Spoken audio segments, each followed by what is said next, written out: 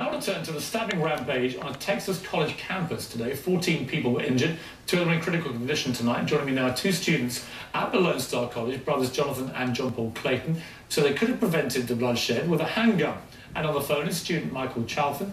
He's also a Texas State Senator Dan Patrick, who is also in favour of concealed firearms on campuses. So welcome to you all. Let me start, if I may, with Michael Chalfin, because you actually witnessed what happened today. What did you see?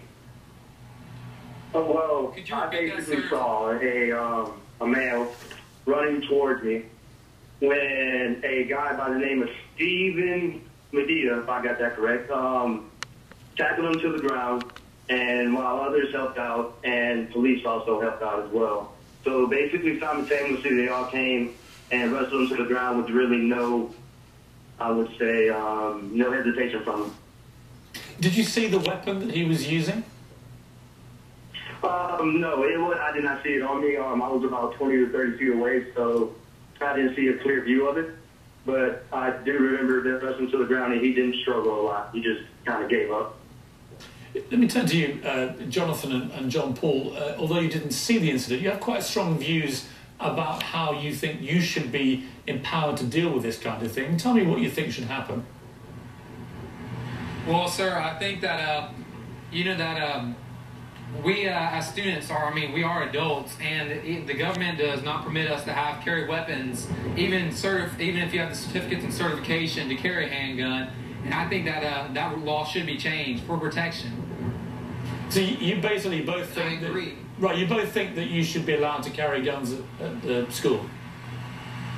Yes, sir. If you're properly trained and have the certifications and all the legal papers, because 99.9% of all gun owners are legal, abiding citizens. Right, but you do have armed security guards there, right? Correct. Yes, sir, we do. We have our own police officers here. Where were they? They are on they're all throughout the campus, sir.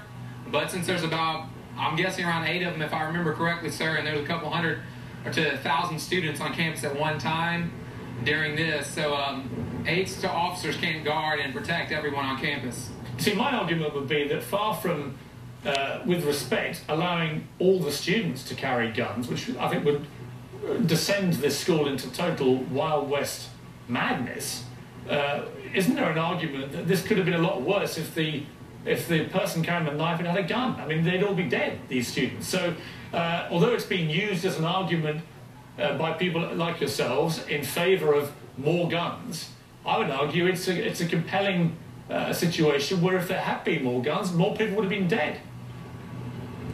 Well, I can respect your argument, Mr. Pierce. Really, this is the only places we cannot legally carry a gun if you have the proper permits, is college campuses, post offices, and airports. And now airports, you can legally carry knives and stuff, but then you can't even carry a knife legally on a college campus.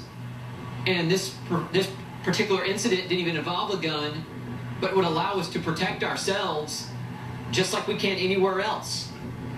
But the law is... But don't you think, let me ask you both, don't you think, how old are you both?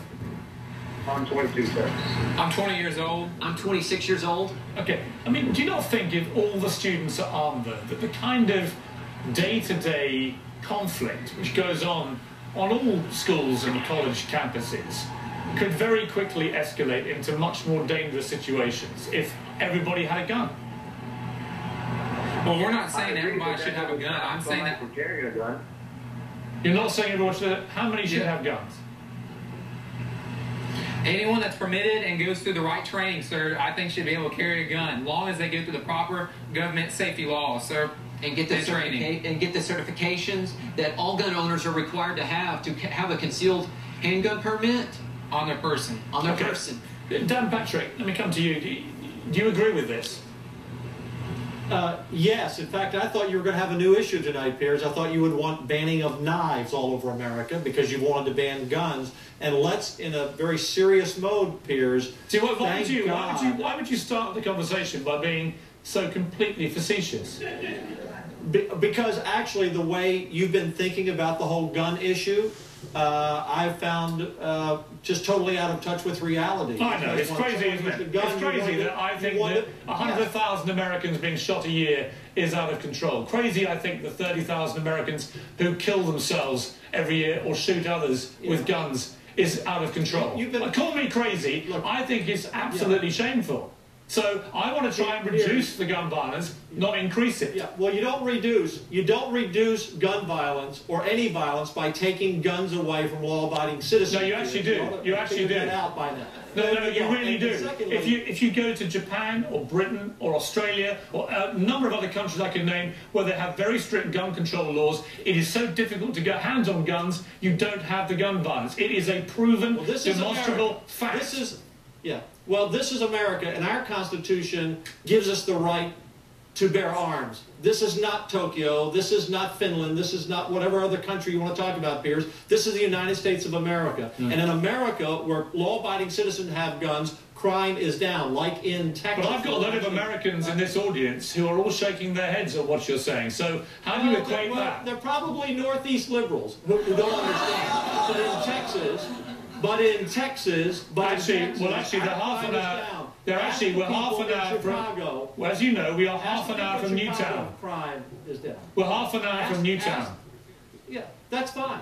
In Texas, we believe in defending our families and our properties with guns, and crime is down. In Chicago, where you have some of the toughest laws against guns, crime is up, and I wouldn't want to be out on the streets in Chicago. I'll be out on the streets in Houston or Dallas and San Antonio and feel safe. And secondly, Piers, thank God this young man did not have a gun today. Think about the massacre that could have been stopped if another student had a gun. And my guess is, if this student with the knife had known that people with the CHL, law-abiding citizens, had a gun, he wouldn't have stabbed 12 or 14 people a day. We just had a gun class this past weekend in Dallas offered to school teachers. It was free. 700 school teachers came out to take advantage of this course.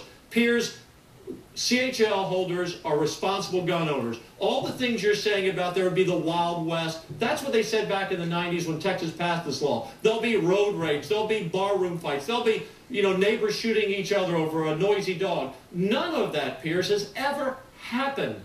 It hasn't happened. My heart breaks for what has happened in America, whether a college or an elementary or a high school campus. It could happen anywhere. But in Texas, we believe that we have a right to defend our life, our property, and the lives of a third party if we could help them. Okay, got to leave it there. Thank you all very much. Very quickly, Christiane Amanpour, I could see you reacting to that debate. What is your view? Because you've travelled in proper war zones around the world. Well, look, I mean, this debate has been going on for a long time. The fact of the matter is that in states inside the United States where there are tougher gun laws, there is lower gun crime. And I think you are right in saying that in these other countries which have had their own massacres, which then took these measures, there has been very little, if not any, gun crime. So I think that is a real fact, and I'm watching it on my own program. We know that Thursday is going to be the real showdown day in the U.S. Capitol to see how the Congress reacts. Newtown families are there. They've been talking about it, and they're very committed to sensible gun control, not taking away people's rights to have the guns that they're allowed to have. But look, even the Columbine massacre, they say, wouldn't have happened had there been these background checks, so the third person would not have been able to buy this gun. Well, the background checks to me is just bleedingly obvious, and the idea has all come down just to that, to me, is offensive to those families in Newtown. But let's take a break. Coming up, Harry Reid says he'll get a Senate vote on guns this week. Filibuster or no filibuster? I'll talk to various people about that, and also Gabby Giffords and that remarkable interview that she conducted earlier. So we'll come back with a lot more on guns after the break.